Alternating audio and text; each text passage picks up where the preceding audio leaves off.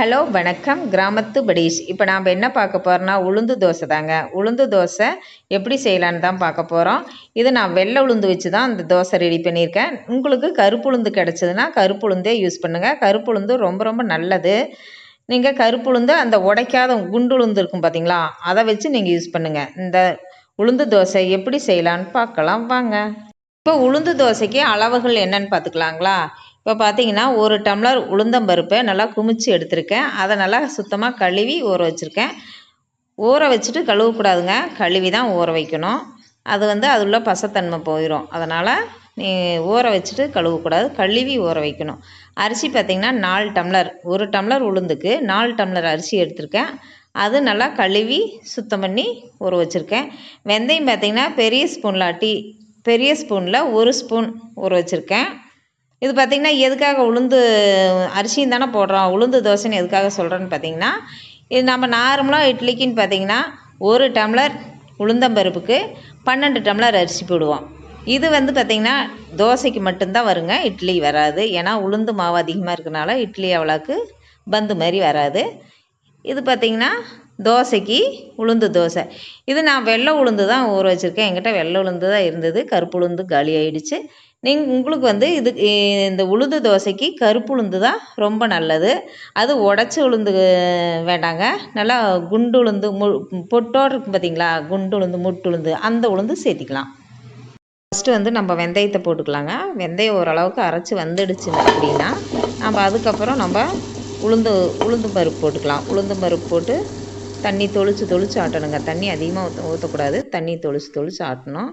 பாருங்கள், ஓரளவுக்கு வெந்தயம் ஆட்டு உளுந்துருச்சு. இப்போது உளுந்தம்பருப்பு போட்டு ஆட்டுறோம். தண்ணி தொளிச்சு ஆட்டலாங்க, ரொம்ப தண்ணி ஊற்றக்கூடாது. பாருங்கள், கல் நிறைய மாவாயிடுச்சு. நல்லா அதாவது பால் மாதிரி தண்ணியில் போட்டு அப்படியே பால் மாதிரி மிதங்கணுங்க, பந்து மாதிரி. அந்தளவுக்கு இருக்கணும். அப்படி ஊதுனா கூட பறக்கலாம். அந்தளவுக்கு நம்ம உளுந்து மாவு ஆட்டி எடுத்துக்கணுங்க. பாருங்கள், எந்த அளவுக்கு மாவு நல்லா தண்ணி அதிகமாக ஊற்றாத நல்லா திக்காக ஆட்டி எடுத்துருக்கேன். அடுத்தது நம்ம அரிசி ஆட்டி எடுத்துக்கலாங்க. இப்போ உளுந்து அரைச்சி எடுத்தாச்சு. அரிசியை அரைச்சிக்கலாங்க. அரிசி பாருங்கள், கிரைண்டரில் ஒரு பாதி கிரைண்டர் கூட இல்லை, உளுந்து மாவு கிரைண்டர் நிறைய ஆச்சு இல்லைங்களா. இப்போ பார்த்தீங்கன்னா 2 மாவும் அரைச்சி எடுத்தாச்சு. உளுந்து மாவு பக்கெட்டில் இருக்கிறது உளுந்து மாவுங்க, சின்ன குண்டாவில் இருக்கிறது அரிசி மாவு. பார்த்தீங்களா, உளுந்து மாவு தான் அதிகமாக இருக்குது, அதனால தான் இது உளுந்து தோசைன்னு சொல்கிறது. இப்போ அரிசி மாவும் உளுந்து மாவும் 2 ஒன்றா ஊற்றி கலந்து வச்சுக்கலாம். இப்போ அரிசி மாவு எடுத்து உளுந்து மாவில் கொட்டி உங்களுக்கு காட்டுறதுக்காக நான் தனித்தனியாக எடுத்திருந்தேன். இப்போ 2 ஒன்றா ஊற்றி நல்லா கலந்து வச்சுக்கலாங்க. நல்லா கலந்து வச்சுட்டு இந்த மாவு பார்த்திங்கன்னா ரொம்ப நாளெல்லாம் வச்சுருக்க முடியாதுங்க, ஒரு 2 நாள் 3 நாள் அவ்வளோதாங்க. ஆனால் இட்லி மாவு வச்சு நம்ம 4 நாள் 5 நாள் கூட ஃப்ரிட்ஜில் வச்சு நம்ம யூஸ் பண்ணுறோம் இல்லைங்களா.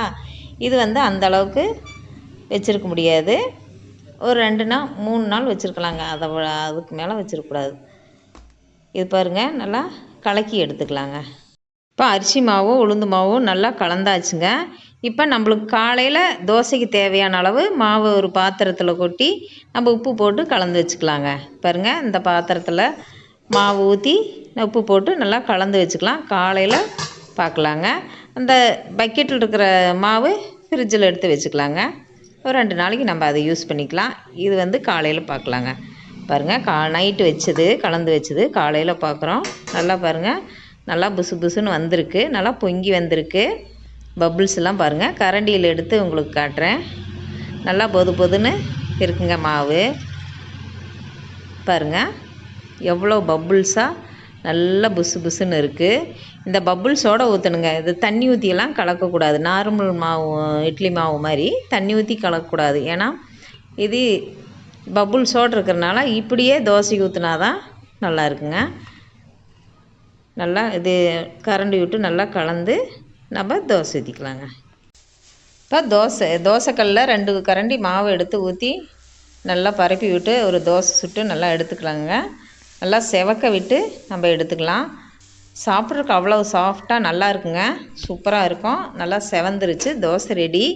இது பார்த்திங்கன்னா உளுந்தம்பருப்பு எவ்வளோ உடம்புக்கு நல்லதுன்னு நம்மளுக்கு எல்லாத்துக்கும் தெரியும். குழந்தைகளுக்கு பெரியவங்களுக்கு எல்லாத்துக்குமே நம்ம வீட்டில் செஞ்சு கொடுக்கலாம். இதுக்கு சைடிஷ் எந்த குழம்பு உங்களுக்கு என்ன விருப்பமோ அது வச்சுக்கலாம். சட்னி குழம்பு எது வேணாலும் வச்சுக்கலாம். நான் பார்த்திங்கன்னா தக்காளி குழம்பும் இட்லி பொடியும் வச்சுருக்கேன். இட்லி பொடிக்கு நல்லெண்ணெய் தேங்காய் எது வேணாலும் வச்சுக்கலாம். நான் வந்து தேங்காய் தான் வச்சுருக்கேன். உங்கள் வீட்டில் இது போல் ட்ரை பண்ணி பாருங்கள். அடுத்த வீடியோவில் சந்திக்கலாம். நன்றி, வணக்கம்.